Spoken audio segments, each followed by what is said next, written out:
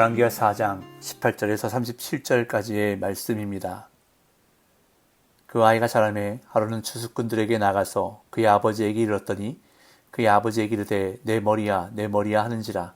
그의 아버지가 사환에게 말하여 그의 어머니에게로 데려가라 하매 곧 어머니에게로 데려갔더니 낮까지 어머니의 무릎에 앉아 있다가 죽은지라.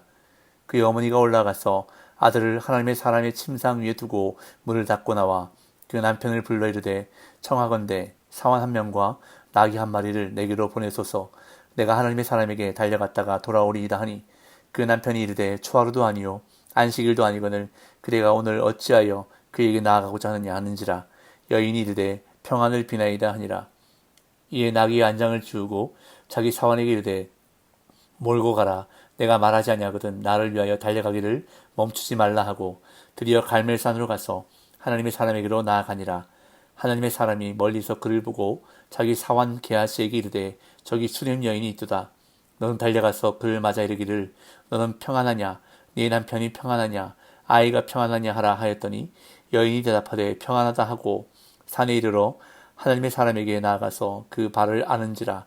게하시가 가까이 와서 그를 물리치고자 하매 하나님의 사람이 이르되 가만두라. 그의 영혼이 괴로워하지만은 여호와께서 내게 숨기시고 이르지 아니하셨도다 하니라. 여인이 이르되 내가 내 주께 아들을 구하더이까 나를 속이지 말라고 내가 말하지 아니하더이까 하니 엘리사가 게하시에게 이르되 네 허리를 묶고 네 지팡이를 손에 들고 가라. 사람을 만나거든 인사하지 말며 사람이 내게 인사할지라도 대답하지 말고 내 지팡이를 그 아이 얼굴에 놓으라 하는지라. 아이의 어머니가 이르되 여호와께서 살아계심과 당신의 영혼이 살아계심을 두고 맹세하노니 내가 당신을 떠나지 아니하리이다. 엘리사가 이에 일어나 여인을 따라가니라. 게하시가 그들보다 앞서가서 지팡이를 그 아이의 얼굴에 놓았으나 소리도 없고 듣지도 아니하는지라. 돌아와서 엘리사를 맞아 그에게 말하여 아이가 깨지 아니하였나이다 하니라. 엘리사가 집에 들어가 보니 아이가 죽었는데 자기의 침상에 눕혔는지라. 들어가서는 문을 닫으니 두 사람뿐이라. 엘리사가 여호와께 기도하고 아이 위에 올라 엎드려 자기 입을 그의 입에 자기 눈을 그의 눈에 자기 손을 그의 손에 대고 그의 몸에 엎드리니 아이의 살이 차차 따뜻하더라. 엘리사가 내려서 집안에서 한번 이리저리 다니고 다시 아이 위에 올라 엎드리니 아이가 7번 재채기하고 눈을 뜨는지라. 엘리사가 게하시를 불러 저 수냄 여인을 불러오라 하니 곧 부름에 여인이 들어가니 엘리사가 이르되 네 아들을 데리고 가라 하니라. 여인이 들어가서 엘리사의 발 앞에서 땅에 엎드려 절하고 아들을 안고 나가니라. 아멘. 어제 본문에서 수냄 여인이 아들을 낳는 기적이 있었습니다. 수냄 여인이 아무런 대가를 바르지 않고 엘리사를 하나님의 사람으로 여겨 정성껏 대접함으로 하나님은 그 여인에게 귀한 선물을 주셨습니다. 남편이 나이가 많아 아들을 갖게 되리라는 기대를 도무지 할 수 없었던 수냄 여인이 아들을 얻게 되는 큰 은혜를 받았던 것입니다. 그런데 오늘 본문에서도 기적이 일어납니다. 수냄 여인의 아들이 이유를 알 수 없이 죽게 되는데 하나님께서 엘리사를 통해 그 아들을 살려주시는 기적이 나타나고 있습니다. 이 사건에서 기적을 행하는 엘리사가 주인공으로 등장하기는 하지만 아이를 잃은 여인의 행동도 주목할 만합니다. 죽은 아이가 살아나게 되는 것은 분명 하나님의 능력이었지만 아이를 살리고자 한 어머니의 간절함과 선자를 신뢰하는 믿음이 큰 역할을 하는 것을 볼 수 있습니다. 하나님이 주신 아이로 인해 기쁨이 넘치던 수냄 여인의 가정에 위기가 닥쳤습니다. 무슨 이유인지는 모르겠지만 아이가 갑자기 죽게 되는데 어머니인 수냄 여인의 무릎에서 죽는 일이 일어난 것입니다. 18절에서 20절입니다. 그 아이가 자라매 하루는 추수꾼들에게 나가서 그의 아버지에게 이르렀더니 그의 아버지에게 이르되 내 머리야 내 머리야 하는지라. 그의 아버지가 사환에게 말하여 그의 어머니에게로 데려가라 하매 곧 어머니에게로 데려갔더니 낮까지 어머니의 무릎에 앉아 있다가 죽은지라. 수냄 여인의 아들이 자라서 추수 때의 어느 날 아버지가 있는 밭에 나갔는데 갑자기 머리가 아프다고 소리쳤습니다. 이것이 무슨 병이었는지 성경은 명시하지 않아서 알 수 없지만 추수하는 밭에서 이러한 고통을 호소했다고 하니 아마도 뜨거운 태양 때문에 일사병에 걸릴 것으로 추정되기도 하고 또 어떤 학자들은 뇌성 말라리아로 추정하기도 하지만 정확하게 알 수는 없습니다. 여하튼 아이는 내 머리야 내 머리야 하면서 고통을 호소했는데 아이의 아버지는 응급조치를 취하지 않고 아이를 어머니에게 데려가라고 사환에게 지시합니다. 결국 아이는 어머니의 무릎에 앉아 있다가 죽게 되는데 수냄 여인의 참담한 심정이 느껴지는 대목입니다. 그런데 수냄 여인은 망연자실할 수 있는 상황에서도 당황하지 않고 죽은 아들을 엘리사가 묵던 방의 침상 위에 두고 엘리사가 있는 갈멜산으로 달려갔습니다. 21절에서 24절. 그의 어머니가 올라가서 아들을 하나님의 사람의 침상 위에 두고 문을 닫고 나와 그 남편을 불러 이르되 청하건대 사환 한 명과 나귀 한 마리를 내게로 보내소서. 내가 하나님의 사람에게 달려갔다가 돌아오리이다 하니 그 남편이 이르되 추하루도 아니요 안식일도 아니거늘 그대가 오늘 어찌하여 그에게 나아가고자 하느냐 하는지라. 여인이 이르되 평안을 비나이다 하니라.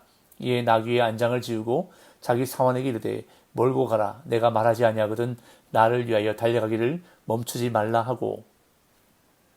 수냄 여인은 죽은 아이를 엘리사의 침상에 눕혀놓고 급히 갈멜산에 있는 엘리사를 찾아갑니다. 엘리사라면 이 문제를 해결할 수 있다고 믿었기 때문에 그녀는 만사를 제쳐놓고 엘리사에게로 가는 것입니다. 여인은 남편에게 사환 한 명과 나귀 한 마리를 내어달라고 요구했습니다.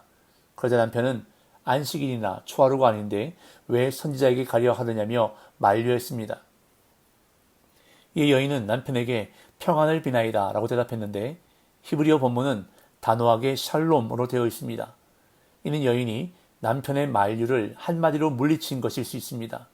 문맥상으로 볼 때 아마도 남편은 아이의 죽음 자체를 모르고 있었을 수도 있습니다. 또한 후에 갈멜산에 도착했을 때 엘리사의 사환 게하시가 와서 여러 안부를 물을 때에도 동일하게 샬롬이라고만 대답합니다. 그런데 엘리사 앞에 가서는 엎드려 그의 발을 안고 울면서 자신의 괴로운 심정을 토로하고 있습니다. 즉 전혀 평안한 상태가 아니었다는 것입니다. 그렇기에 남편과 게하시에게 샬롬이라고만 대답하는 것은 조금이라도 지체하지 않기 위한 다급함의 표출로 이해할 수 있습니다. 수냄 여인은 나귀를 타고 갈멜산까지 쉬지 않고 달려갔습니다. 그리고 드디어 갈멜산에 도착했을 때 그녀를 알아본 엘리사가 게하시를 보내 그녀를 맞이했습니다. 25절에서 27절. 드디어 갈멜산으로 가서 하나님의 사람에게로 나아가니라. 하나님의 사람이 멀리서 그를 보고 자기 사환 게하시에게 이르되 저기 수냄 여인이 있도다. 너는 달려가서 그를 맞아 이르기를 너는 평안하냐?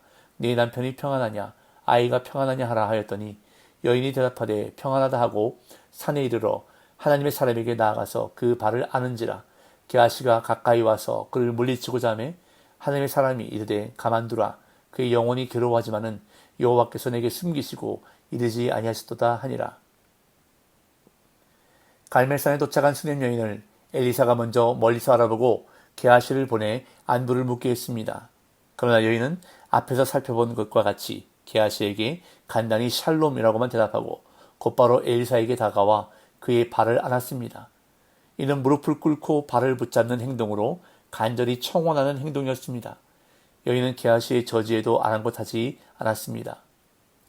평소에 엘리사의 방문 앞에 서서 기다리며 예를 갖추던 태도와는 완전히 다른 여인의 모습에 엘리사는 무슨 심각한 문제가 일어났음을 직감했습니다. 여인의 마음에 괴로움이 있음을 직감했지만 구체적으로 무슨 문제가 있는지는 알지 못했습니다. 그래서 여호와께서 내게 숨기시고 이르지 아니하셨도다라고 고백했습니다. 그러자 여인은 아이가 죽었다는 말을 하지 않고 엘리사를 원망하는 말을 쏟아냅니다. 28절 29절. 여인이 이르되 내가 내 주께 아들을 구하더이까 나를 속이지 말라고 내가 말하지 아니하더이까 하니 엘리사가 게하시기 이르되 네 허리를 묶고 내 지팡이를 손에 들고 가라. 사람을 만나거든 인사하지 말며 사람이 네게 인사할지라도 대답하지 말고 내 지팡이를 그 아이의 얼굴에 놓으라 하는지라. 여인이 엘리사에게 내가 내 주께 아들을 구하더이까 나를 속이지 말라고 내가 말하지 아니하더이까 라는 원망의 말을 하자 엘리사는 아이에게 무슨 일이 생겼음을 감지하고 즉시 조치를 취했습니다. 게하시에게 자신의 지팡이를 주면서 아이에게 급히 가라고 지시하면서 도중에 사람을 만나더라도 인사하지 말고 또 누가 인사를 하더라도 대답하지 말고 급히 가라고 당부합니다. 그리고 도착해서는 아이의 얼굴에 자신의 지팡이를 놓으라고 지시합니다. 그러나 수냄 여인은 엘리사가 함께 가기를 요청합니다. 30절 31절. 아이의 어머니가 이르되 여호와께서 살아계심과 당신의 영혼이 살아계심을 두고 맹세하노니 내가 당신을 떠나지 아니하리이다. 엘리사가 이에 일어나 여인을 따라가니라. 게하시가 그들보다 앞서가서 지팡이를 그 아이의 얼굴에 놓았으나 소리도 없고 듣지도 아니하는지라. 돌아와서 엘리사를 맞아 그에게 말하여 아이가 깨지 아니하였나이다 하니라. 수냄 여인은 선지자를 떠나지 않겠다고 맹세하는데 이는 함께 가기를 요청하는 것입니다. 이에 엘리사는 여인과 함께 아이에게로 갑니다. 게하시가 그들보다 먼저 도착해서 엘리사의 지시대로 지팡이를 아이의 얼굴에 놓았지만 아무런 반응이 없었습니다. 게하시는 엘리사에게 와서 아이가 깨어나지 않았다고 알립니다. 이에 엘리사는 여인의 집에 도착해 아무 말도 하지 않고 자신의 방으로 들어갑니다. 32절 35절. 엘리사가 집에 들어가 보니 아이가 죽었는데 자기의 침상에 눕혔는지라. 들어가서는 문을 닫으니 두 사람뿐이라. 엘리사가 여호와께 기도하고 아이 위에 올라 엎드려 자기 입을 그의 입에, 자기 눈을 그의 눈에, 자기 손을 그의 손에 대고 그의 몸에 엎드리니 아이의 살이 차차 따뜻하더라. 엘리사가 내려서 집 안에서 한 번 이리저리 다니고 다시 아이 위에 올라 엎드리니 아이가 7번 재채기하고 눈을 뜨는지라. 엘리사는 방에 들어가 문을 닫은 후에 여호와께 기도하고 아이 위에 올라가 엎드려 몸을 따뜻하게 했습니다. 이러한 행위를 반복할 즈음에 아이가 재채기를 7번 하는데 이는 아이를 죽음에 이르게 한 원인이 몸에서 빠져나가는 것을, 또한 숫자 7은 아이의 완벽한 치유를 상징하는 것으로 학자들은 말합니다. 하나님의 능력이 엘리사를 통해 아이를 살린 것입니다. 이 여인은 아들을 살려주신 은혜에 감사하며 아들을 돌려받습니다. 36절 37절. 엘리사가 게하시를 불러 저 수냄 여인을 불러오라 하니 곧 부르매 여인이 들어가니 엘리사가 이르되 네 아들을 데리고 가라 하니라. 여인이 들어가서 엘리사의 발 앞에서 땅에 엎드려 절하고 아들을 안고 나가니라. 죽었던 아이가 다시 살아나자 수냄 여인은 엘리사의 발 앞에 엎드려 절하면서 최고의 경의를 표한 다음 아들을 안고 방에서 나갔습니다. 문제없이 살아가는 인생은 없습니다. 우리는 살아가면서 생각지도 못한 문제를 만날 때가 있습니다. 그럴 때 우리는 어떻게 해야 하는지 오늘 수냄 여인은 우리에게 잘 보여주고 있습니다. 하나님이 선물로 주신 아들이 갑자기 죽는 인생의 위기 앞에서 수냄 여인은 즉시 하나님의 사람 엘리사를 찾아갔습니다. 하나님께 문제를 가지고 나아간 것입니다. 모든 문제를 해결하실 수 있는 하나님께 나아가 결국 문제를 해결받은 것입니다. 오늘도 우리의 문제보다 더 크신 하나님께 나아가 간구함으로 수냄 여인처럼 기적을 경험하는 복된 삶 되시기를 예수님의 이름으로 축복합니다.